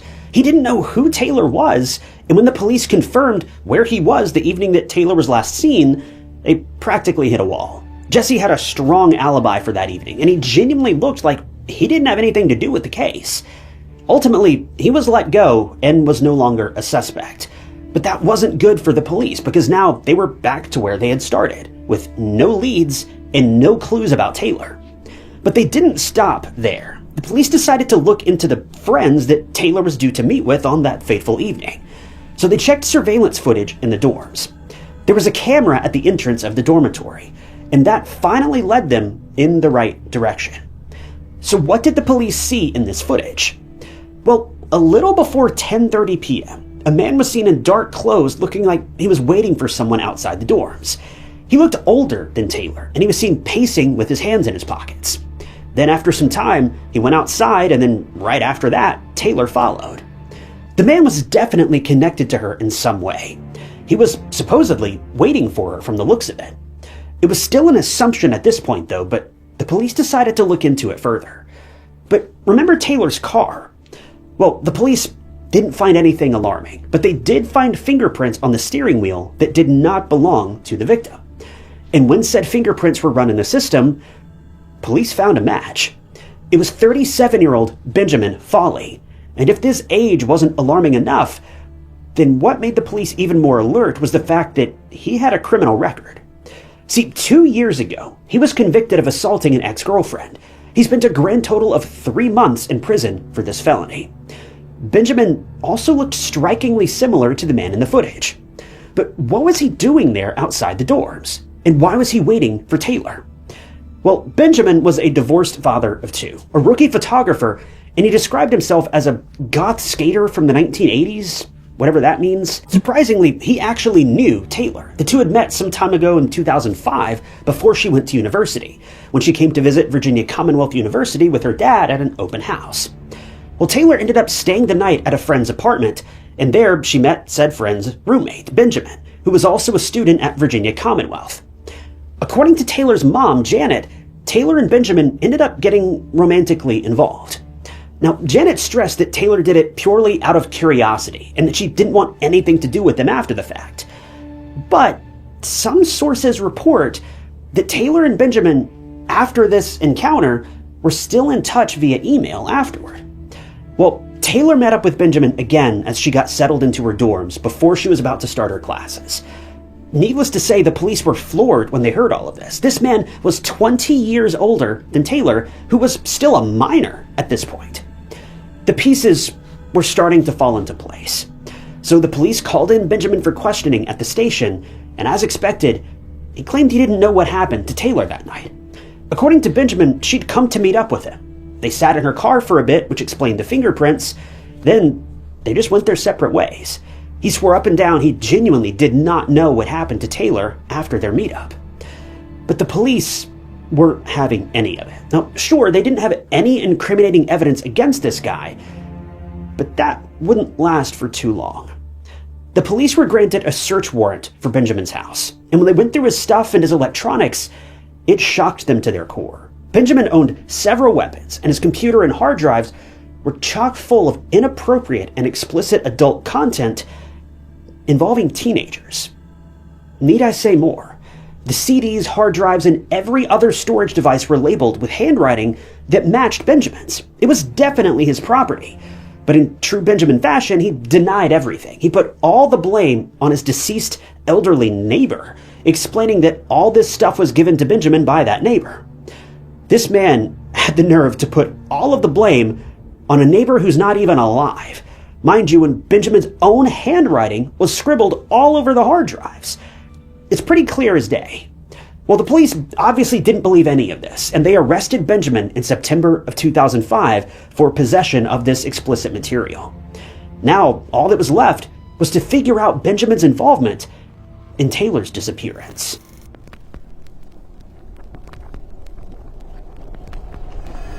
In case you forgot, Benjamin was a photographer, and he had lots of photos on his computer, aside from the questionable material that was discovered by the police. He had numerous pictures of Taylor, random buildings, and other things too. But you might be wondering why the police were looking into this sea of photos and not asking Benjamin anything about Taylor. Well, Benjamin wasn't spilling anything. He had his lips zipped, and he wasn't talking to the police or giving up any information about Taylor or what happened to her. So the police had some digging to do on their own. And after showing the photos Benjamin took to many people who knew him, one person identified a certain photo. It was Benjamin's ex-girlfriend, with whom he'd recently broken up with, and she found a familiar sight in this stack of photos. It was a picture of an abandoned house where her parents once lived in Matthews County. But she was surprised to see the picture of that house in those photos because it was pretty unassuming. But not to the police.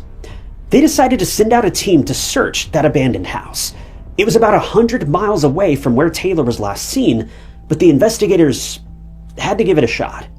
It was now nearing a month into Taylor's disappearance, and when the police searched the area around the house in Matthews County, they came across a ravine, and they were hit with that strong and unmistakable odor. Things were not looking good. Ultimately, the police made a devastating discovery. As expected, they found remains near that ravine, and from dental records, they belonged to none other than 17-year-old Taylor Bell. Due to the condition of the remains, it was impossible to determine her cause of death. But now, the search for Taylor, it was finally over. But it wasn't a good ending. Taylor, who was just 17, lost her life. And life, as Taylor's parents knew it, was never going to be the same. Following the discovery, Benjamin was now much more cooperative and open with talking to the police. Maybe he knew that he was done for, and he was already in jail for those illegal videos he had possession of by this point, so I'm assuming he was done hiding things. According to Benjamin, Taylor had called him, wanting to meet up. Apparently she'd broken up with her boyfriend, and we all know how that goes. Benjamin claimed that Taylor was upset and very angry when he arrived. I don't know if the police talked to Emma about how Taylor looked and felt that day, but according to what we know, Taylor seemed to be her usual self, so we don't know for sure if this aspect of the story is even true or not. But Benjamin told the police that Taylor came to his apartment and the two engaged in physical relations, but apparently this wasn't enough for Taylor. She and Benjamin then went back to the dorm to get the keys to her car and a few other things because supposedly she had a plan in mind. Now, this was after 10 p.m. If you remember, CCTV footage also showed Taylor entering the dorm and Benjamin waiting for her outside. This corroborated the events. Well, Taylor told Benjamin that she wanted to experiment. Now, I'm not going into any more detail than that. You can fill in the blanks yourself, but the two decided to go to an abandoned house 100 miles away to supposedly act out this fantasy because apparently a nearby hotel or something simply wasn't an option. To keep it PG, Taylor basically asked Benjamin to choke her, but he refused. And after this, she apparently got angry at him and started threatening him. She told him that if he didn't do as he was told, that she would go to the police and tell them everything about him, and about how they'd been together since she was a minor. This put Benjamin in a tight spot, so he felt he had to go through with it.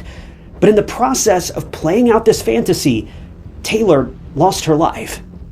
Benjamin's actions escalated beyond the point of no return, and naturally, after the fact, he freaked out. He was scared of getting caught, so he needed to think of a plan fast. And what did he come up with? Well, instead of going to the police, he decided the best thing to do was get rid of Taylor's body near the abandoned house and pretend nothing ever happened. He thought that he would escape the consequences unscathed. He didn't call for help. He didn't call the police. He simply got rid of the problem, and Benjamin went on his merry way. He also went on to say that he was under the influence during the act and didn't realize he'd gone this far. He's basically trying to put all the blame on Taylor, who obviously is not there to tell her side of the story anymore, which oddly enough is exactly what he tried to do with his supposed neighbor. Pin his crimes on the deceased because they can't defend themselves. Well, at this point, it was already hard to determine what even happened to Taylor, given the state of the remains.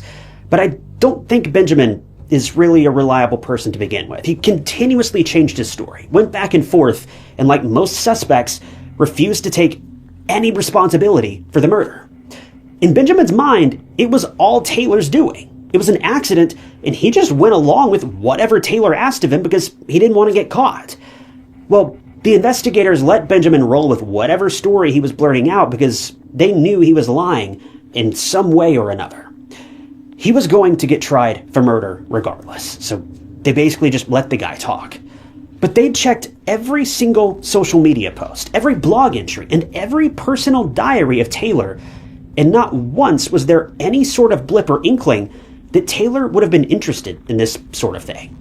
To top it off, the police also found duct tape on Taylor's clothes, and this indicated a very dark reality of the whole incident.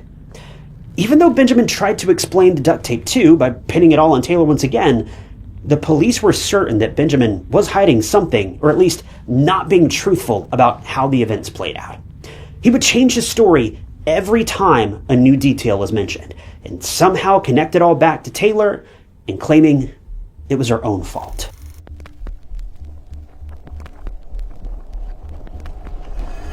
Following this whole scene, Benjamin Foley was charged with the first-degree murder of Taylor Bell, and he was already facing a life sentence for the illegal materials found in his possession. But he decided to take a plea deal.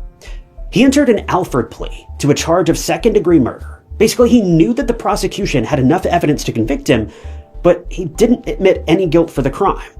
He showed up to court with photos of his daughters, perhaps begging for leniency, but this was just seen as a sickening move. To use photos of his own daughters as leverage in a criminal case involving a teenager? I can't even wrap my head around that one. This man should never even be allowed near his daughters again, let alone near any woman or any girl ever.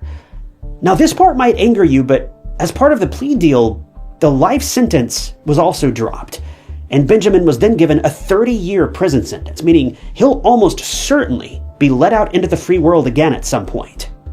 At his trial, he didn't even address the Bell family or even apologize for what he had done to such an amazing young woman who was just excited to start college.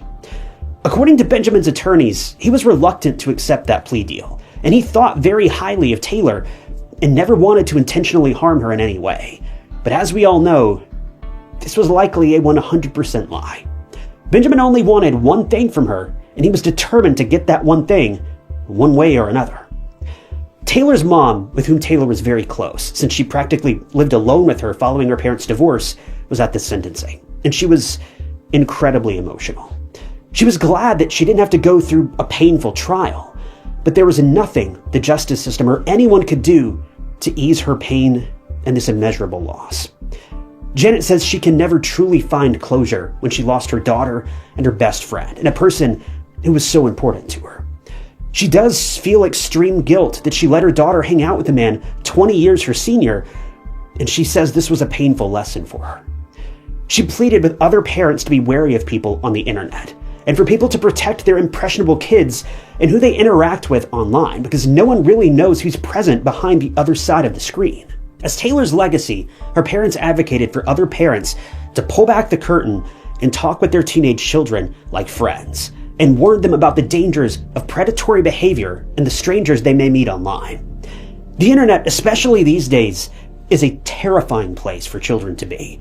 But also, had it not been for the internet and the photos of Benjamin's computer and his MySpace account, Taylor likely would have never been found, and her parents probably never would have been able to say one final goodbye to their beloved daughter.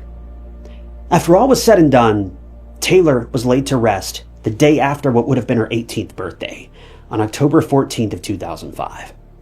She was an only child, and she lost her life so tragically.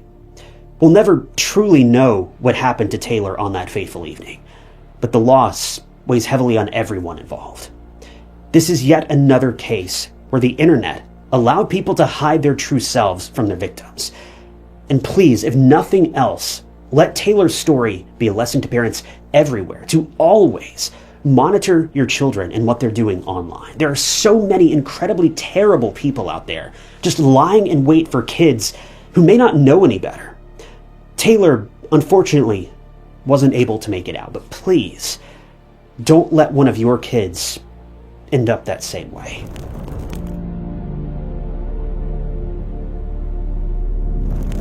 On a remote stretch of tribal land, a desperate 911 call cuts through the silence. A young mother says she's stranded. Her fiancé is with her. Their infant son is in the back seat. But then, nothing. Hours later, police find an abandoned SUV, a burned outhouse, and human remains reduced to ash. Just steps away inside a nearby cabin, a man is discovered asleep beneath a blanket, alive, unharmed, beside a boy who shouldn't be there. The woman who made the call is gone. But what happened in those final hours? Why was the fire set? And how did one person survive while another never had a chance?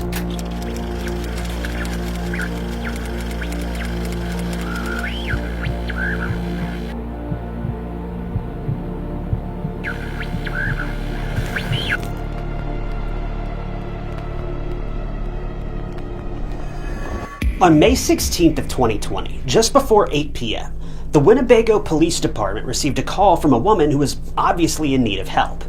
According to the woman, she, her fiancé, and their 4-month-old infant son were stuck in their vehicle on a muddy road in a remote area of the Winnebago Reservation. The police department dispatched 2 Winnebago conservation officers to the site, and they went looking for the people stuck in the vehicle. They didn't find anyone, but they did manage to find an abandoned vehicle, a GMC Yukon. The officers looked inside the car, and no one was in it. It also didn't look alarming from the inside. Everything was normal and didn't look suspicious at all.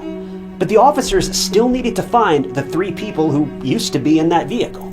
So they drove to Walt Hill, but there was no sign of anyone there. The officers then searched and called an end to it when they just couldn't find anyone. A couple hours later, though, a pair of Winnebago conservation officers and firefighters responded to a fire in an outhouse next to a cabin in a nearby area. This area was pretty close to the place where the abandoned vehicle was found. The outhouse was surrounded by bright orange flames, and sadly, there was nothing that could be salvaged. The fire was put out by firefighters, and then when it was safe for entry, officers from the Winnebago Conservation and firefighters assessed the outhouse. When they went inside, that's when they found charred human remains. Very suddenly, things had taken a very chilling turn, and this fire was no accident. It was started by someone, and now, seeing what the officers had discovered, they had an inkling why. And then the officers decided to search the cabin that was right by that outhouse, which was unharmed. They went inside, and almost immediately they found a mattress with a blanket that was draped over the top. When the officers approached that mattress and lifted the blanket, a man startled awake from beneath it. He was unclothed, and before the police arrived, it seemed like he was sleeping without a care in the world. But officers noticed something else too. The man wasn't alone. A baby was sleeping soundly right next to the man. But who was this man, and who was the baby? And whose remains were found next door in that outhouse? What was going on? Well, the police asked the man who he was, and he answered that his name was Jonathan, and that the baby was his and his fiance's, and that fiance's name was Cozy Decora. Then the police inquired about said fiance. She was nowhere to be found. They knew in the back of their minds, though, that something terrible had likely happened, so the remains were sent away for identification. They were examined by forensic experts, but they were unable to determine a definitive cause of death. The embers had erased almost all traces of evidence and all clues. The remains had to be identified through dental records, and when the results came out, the remains belonged to none other than 22-year-old Cozy Decora, Jonathan's fiancé. The same man who was found sleeping with his baby in the cabin right next to the alight outhouse. The police were left shocked. If Jonathan was right next to Cozy, then why didn't he do anything to save her from that fire? And where were his clothes?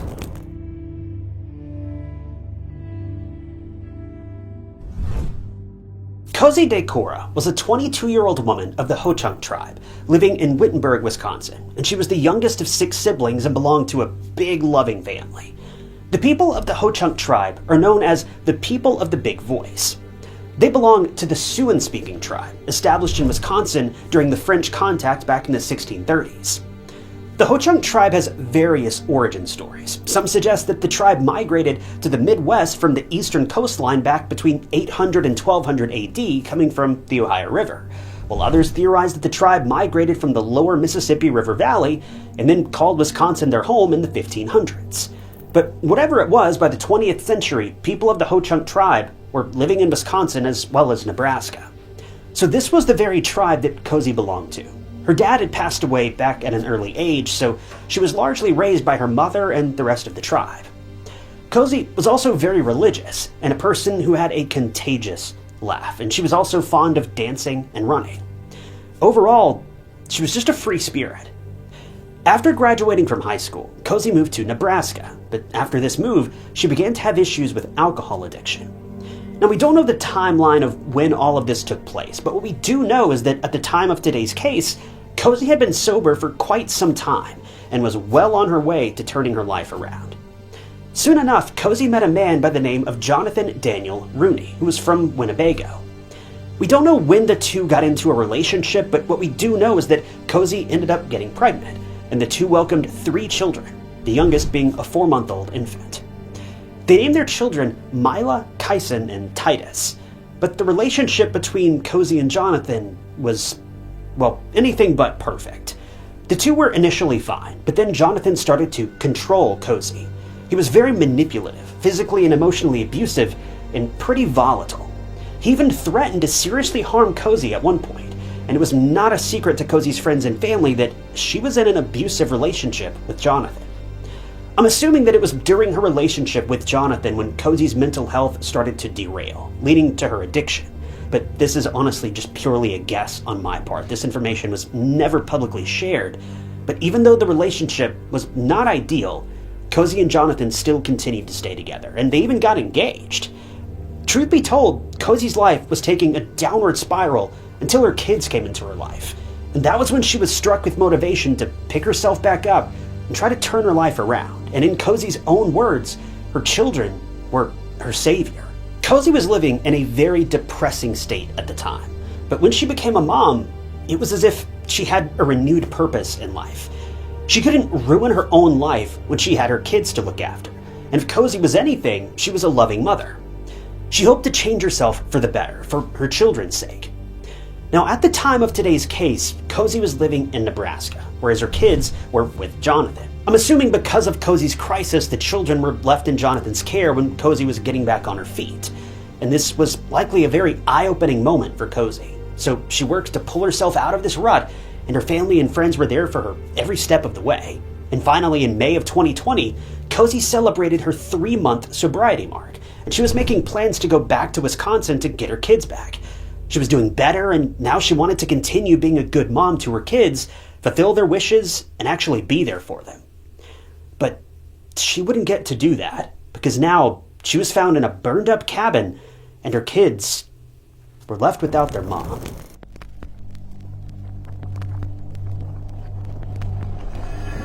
After the discovery and identification of Cosey's remains, the police broke the news to her family, and they were floored. Cosey was getting her life back on track, and she was ready to take her kids back and was in the process of going back to Wisconsin to reunite with her children for good. But now, this happened.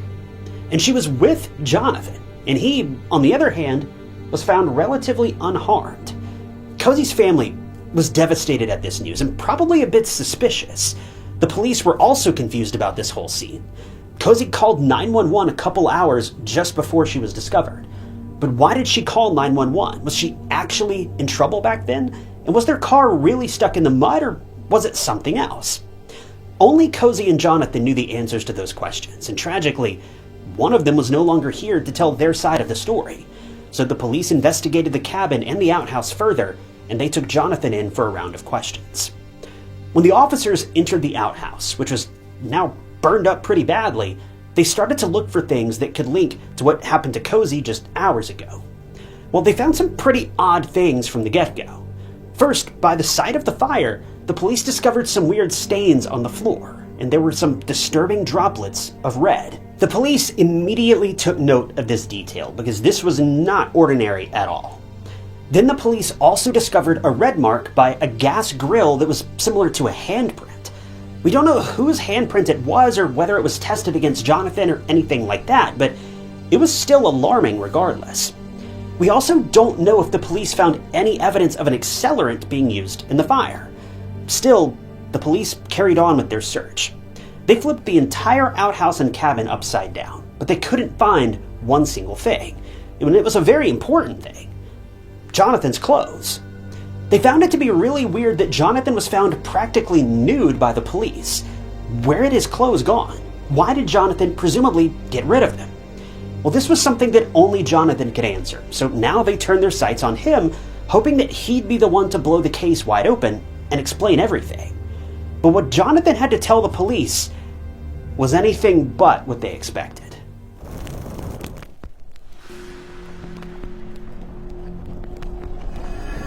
Right off the bat, the police were highly suspicious of Jonathan. They also did a bit of digging into his personal life and his relationship with Cosey, and they didn't find anything promising. It was just one red flag after the other. The abusive nature of the relationship, the physical violence Cosey endured, her crumbling relationship with Jonathan, and then her moving to Nebraska, all of it just rubbed them the wrong way. And then the investigators noticed that very crucial detail. It was on Jonathan's body. Jonathan had injuries on his right cheek and on his left shoulder, and either what looked like a bruise or a red stain on his arm, and he couldn't explain any of these injuries. They were consistent with a struggle, and judging by what the police walked into at that outhouse, the pieces were starting to fall into place. Jonathan told the police that on May 16th, he and Cosey had plans to attend a ceremony at the Native American church on the Winnebago Reservation in Nebraska, and had gone to that remote place to collect some wood for the ceremony. As they were doing their work, that was when the couple got into an argument. Apparently, it was about Jonathan using illegal substances. I'm guessing that this was also one of the many reasons for the rift and the tension in the couple's relationship, but I'm not 100% sure on this. But Jonathan then told the police that Cozy got physical with him, and then proceeded to kick him out of the outhouse and then shut the door. This was why Jonathan was found in the cabin sleeping on the mattress. According to Jonathan, he didn't know what had happened, and he claimed that he'd been drugged and framed for Cozy's attack. But by who? We don't know. Also, this feels like a pretty major leap. It's a pretty big assumption to just immediately jump to, I was drugged. So the investigators decided to probe for more details. They straight up asked Jonathan if he felt that things had gotten out of hand that night, and Jonathan did admit that he felt, quote, backed into a corner by Cozy and her behavior. Whatever that means. And after this, Jonathan stopped cooperating with the investigators altogether, and he asked for an attorney, which was pretty much the end of the interview for now. Soon enough, the FBI also got involved in Cozy's case, and an evidence report revealed that inside the abandoned vehicle, which was found a good distance away from the outhouse and the cabin and the reservation, was a gas can and a chainsaw.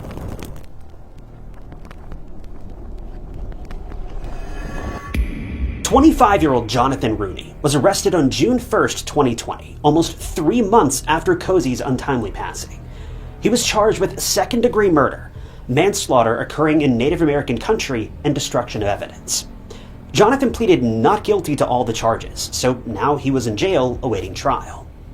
The federal trial was initially scheduled for May 10th of 2021, but it was pushed back to August 16th.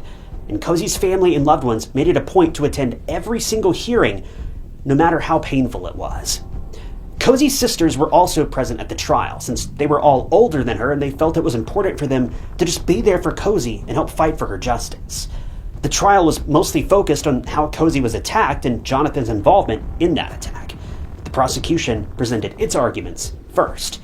And according to the prosecution, Cozy was attacked by Jonathan in the outhouse following an argument.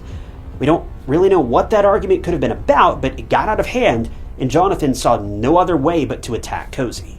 He then fatally injured her, got rid of his clothes, and then set the outhouse alight to get rid of Cozy and any evidence.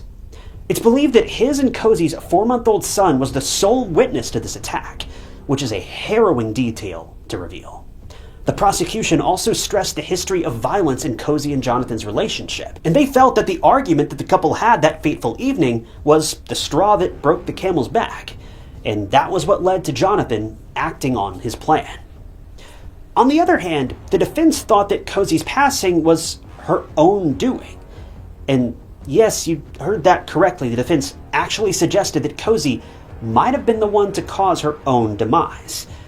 The defense argued that the evidence found in the outhouse and the car was purely circumstantial, and there was no reason for Jonathan to drive Cozy to her end. The defense painted Cozy as someone who frequently had dark thoughts about ending it all, and this might have been the reason that led to that tragedy. The defense also stated that just because Jonathan was there doesn't mean he was the perpetrator. And they also didn't take Jonathan's history of violence and abuse into account. They just disregarded all that altogether. Now, we don't know if Cozy ever made an official complaint about Jonathan's violence. It's only Cozy's friends and family who claimed that Jonathan was volatile and physically violent towards her.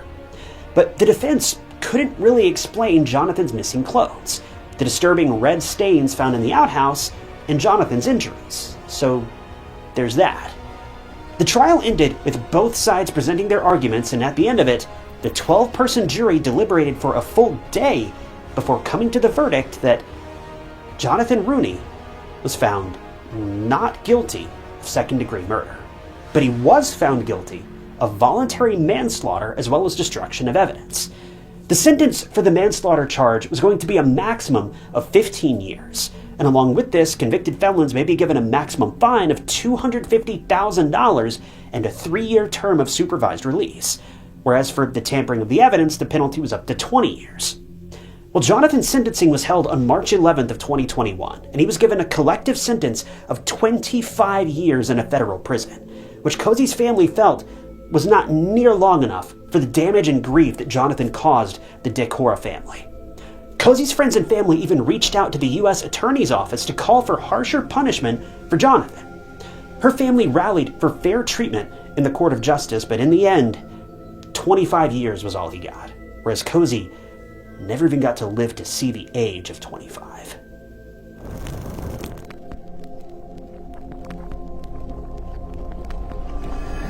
Even though the perpetrator was behind bars, the Decorah family took it upon themselves to fight for justice for other Indigenous women, including their own petition to modify Jonathan's charges and have him retried for more serious and harsh penalties. A Change.org petition was filed by one of Cozy's family members, which has since received over 14,000 signatures as of present, and in the petition she requested assistance to press harsher charges on Jonathan. Some of these suggested charges include premeditated murder, second-degree murder, felony child abuse, illegal possession of firearms, obstruction, kidnapping, and willful destruction of evidence. Stacy also pointed out different aggravating factors that make Cozy's attack and the crime that Jonathan committed punishable by death. According to Stacy, 9 such factors make Cozy's attack so much more heinous. And to explain what she's really getting at here, just take a listen to this. So, number 1, the murder was committed in an effort to conceal the commission of a crime, or to conceal the identity of the perpetrator of such a crime. 2, the offender knowingly created a great risk of death to multiple people, Cozy and their son. 3, the murder was committed knowingly to disrupt or hinder the lawful exercise of a government function or the enforcement of laws. So you can see, given all these statements, they're not technically wrong. Jonathan did, in fact, do all of these things, and thus could possibly be eligible for the death penalty. But Cozy's case isn't the first or last on the list of attacks against Indigenous women. There were many women before her, and likely will be many women after her, who meet the same tragic end, and in many cases, justice has been delayed, insufficient, or completely absent altogether. Many MMIW activists took their protests to the streets as well as television and expressed their concerns about the judicial system for not giving these women and their victims fair justice. The point is, the perps are in plain sight, but somehow they're never caught, and this is what leads to dissatisfaction in the end for all of these grieving families of Indigenous women. Many people seem to blame the natives for their own suffering, claiming that their tribes make it incredibly difficult for police to do their jobs correctly, claiming that the leaders of those tribes and the police just keep stepping on each other's toes, so the local police just opt out entirely, leaving so many of these cases unsolved. Now, whether there's really any truth to that at all, I really have no idea, but both sides, they just want to blame the other. But on June 16th of 2020, a huge flock of women gathered outside the federal courthouse in Omaha. They stood there with posters in hand and slogans blasting through megaphones. Chants of "Justice for Cozy" and "No bail, keep him in jail" reverberated from the outside all the way to the inner rooms of the courthouse. As someone who has threatened Cozy so many times and was physically violent towards her, it seems likely Jonathan couldn't keep his anger in check that night. Now, I'm sure a lot of people are upset with Cozy staying with Jonathan for as long as she did, and even having kids with him and getting engaged to him. But what you have to understand is that domestic violence and abusive relationships, they're never easy to unpack or take apart. It's really easy to say that a victim should just leave an abusive relationship from a distance, but it's never black and white. Victims in abusive and volatile relationships are torn down, brainwashed, and manipulated by the aggressors to a great extent, just like Cozy was. They can get further trapped in the relationship when the aggressor tries to tie them down, either with children, marriage, or even a simple engagement. Cozy had children with this man. She couldn't just walk out the door like it was nothing. And Jonathan was successful in keeping a grip on Cozy. Even if Cozy didn't want to come back for Jonathan, she had to for her kids. Things for Cozy were finally looking up when she fought her demons and was waiting to be reunited with her kids. She was finally taking control of her life, and perhaps Jonathan didn't like seeing that. He wanted Cozy to remain under his control forever, and when she resisted, he ended her life. Cozy's attack has many possibilities. It could have been premeditated, because how does one explain the gas can and the chainsaw in the car? And Jonathan's clothes? Why did he get rid of them? It's strongly believed that the clothes were destroyed in that fire intentionally. A person doesn't just strip off their clothes and burn them or lose them in a remote area unless there's something they don't want other people knowing. Also, the call that Cozy made to 911, that was bizarre in itself. But some of the unanswered questions that we all keep asking are, was the DNA in the outhouse tested? Was the chainsaw tested for any DNA? What was the motive? What happened that led Cozy to call for help in the first place? And did someone hear or see anything during that time when the car was discovered and that fire was reported? Yes, it was a remote area, but there could have been something, anything, that could have led to some answers. There are just so many things that could have gone one way or the other, but one thing's for sure, Cozy's passing was not her own doing. It just makes zero sense. I don't even know how the defense thought that this was a good enough reason to defend Jonathan in court. But the truth is, Cozy was looking forward to the changes in her life. She couldn't have possibly taken such a drastic step. I just hope that Cozy's family is doing okay, especially after losing their loved ones so suddenly and inexplicably. I just hope that they can channel their grief into a greater cause, because this was all incredibly disturbing. And it's high time that the attacks on these Indigenous women are taken more seriously.